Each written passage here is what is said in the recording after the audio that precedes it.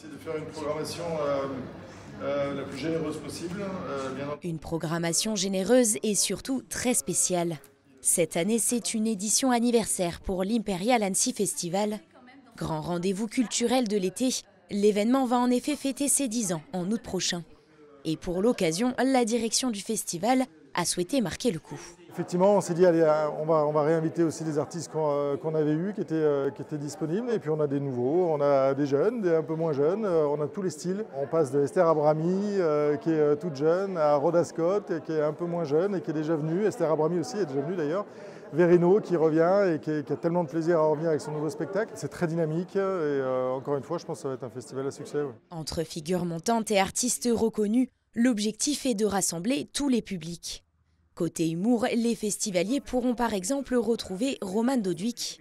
Figure plébiscitée par la jeunesse aux plus de 4 millions d'abonnés, l'humoriste viendra présenter son spectacle Adorable. Ce spectacle, il explique comment fonctionne cette génération Z, pourquoi elle s'épanouit autant sur les réseaux sociaux et quels en sont les dangers aussi, puisque Roman Dodwick est très militant sur le cyberharcèlement, il a été lui-même harcelé quand il était jeune. C'est sur des sujets hyper intéressants et qui vont décoder toute une époque, toute une génération et dans laquelle évidemment les ados vont se reconnaître et les parents et grands-parents vont adorer aussi parce que pour la première fois, ils vont rencontrer un artiste qui va de manière très pédagogique leur donner en fait le mode d'emploi de leurs enfants et de leurs ados. Christine Zayed, Mandy Le Rouge, Esther Abrami.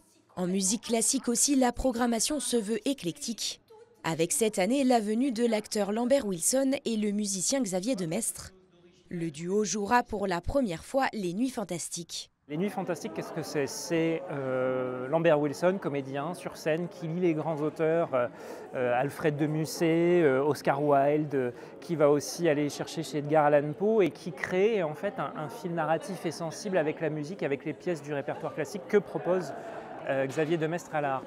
Et ce qui est très beau, c'est que c'est un projet mis en scène avec de la lumière, de la scénographie, mais c'est surtout un projet intime. Côté jazz, des têtes d'affiche telles qu'Avishai Cohen, Veronica Swift, Catherine Russell ou encore Rhoda Scott sont aussi prévus. Et au total, ce sont une vingtaine de spectacles programmés du 12 au 22 août prochain.